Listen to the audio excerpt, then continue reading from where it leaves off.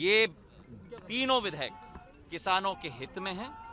किसानों के 21वीं सदी में एक नया कदम दिखाने की एक चेष्टा है और इस विषय पर नरेंद्र सिंह जी के नेतृत्व में पूरे देश में कृषि के क्षेत्र में एक नई क्रांति हम लोग ला रहे हैं। प्रधानमंत्री जी का आशीर्वाद है और मुझे पूरा विश्वास है कि मध्य प्रदेश और पूरे देश के किसान को इससे लाभ मिलेगा और एक नई क्रांति इस क्षेत्र में आएगी। लंबे समय से किसान सड़क पर है और ये भी मैं कहना चाहता हूं कि प्राथमिक तौर से आज विजय दिवस है। 1971 के लड़ाई में जो भारत के वीरों ने एक नया क्रांति स्थापित किया था देश के लिए, उनके बलिदान के लिए हम समर्पित भाव के साथ मत्था टेकते हैं। और ये विजय दिवस 1971 का देश के लिए था, आज भी किसानों के लिए एक नई क्रांति का दिवस है। जो विधेयक पारित हुए हैं संसद में नरेंद्र सिंह जी के नेतृत्व में, प्रधानमंत्री जी के नेतृत्व में, उससे एक नई विचारधारा किसानों के लिए भी हम लाएंगे। प्लाज्मा कांड हुआ है, यहाँ पर नकली प्लाज्मा चढ़ा दिया गया, मरीजों की मौत हुई है, एक बड़ा मामला है जी पूरे। मुझे इसकी सूचना है, सख्त से सख्त कार्रवाई होगी। हमारे लोगों की जान की सुरक्षा सदैव मद्देनजर रखते हुए हम लोग कार्य करेंगे। प्लाज्मा की सुविधा भी ग्वालियर में भी, शिवपुरी में भी अनेक जगहों हम लेके आए हैं, उससे लोगों की जान भी बचेगी, इसका मुझे पूरा विश्वास है। नरेंद्र सिंह जी, समस्याओं का समाधान नहीं हो पा रहा, 20 दिन से ज्यादा हो गए। 3 नए कृषि सुधार बिल जो आए हैं वह किसान की हर समस्या का समाधान है। जहां तक आंदोलन का प्रश्न है, आंदोलन में किसान यूनियन के साथ सरकार वार्ता में है, जल्द ही समाधान निकलेगा।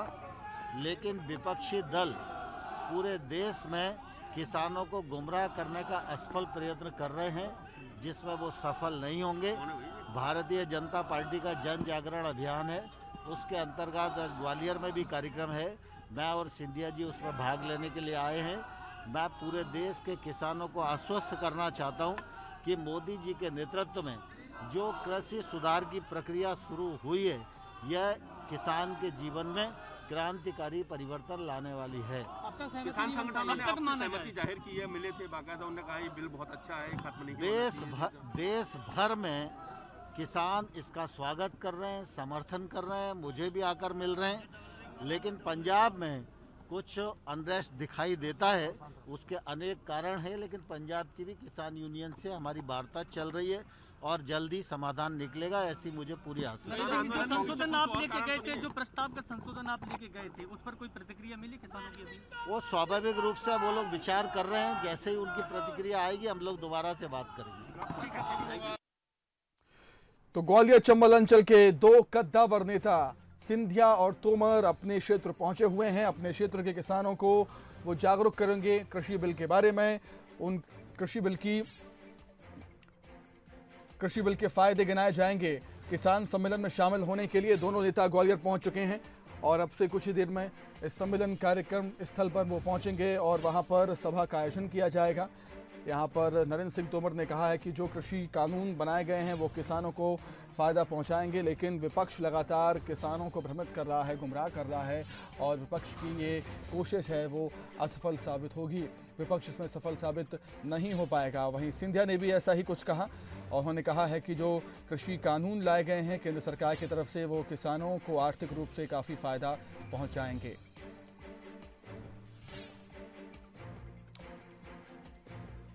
तो ग्वालियर चंबल अंचल के 2 कद्दावर नेता केंद्रीय कृषि मंत्री नरेंद्र सिंह तोमर और सांसद सिंधिया ग्वालियर पहुंच चुके हैं, अपने क्षेत्र पहुंच चुके हैं वो, जहां पर अपने क्षेत्र के किसानों से उनका संवाद होगा, उनको संबोधित वो करेंगे और एक रैली को संबोधित किया जाएगा।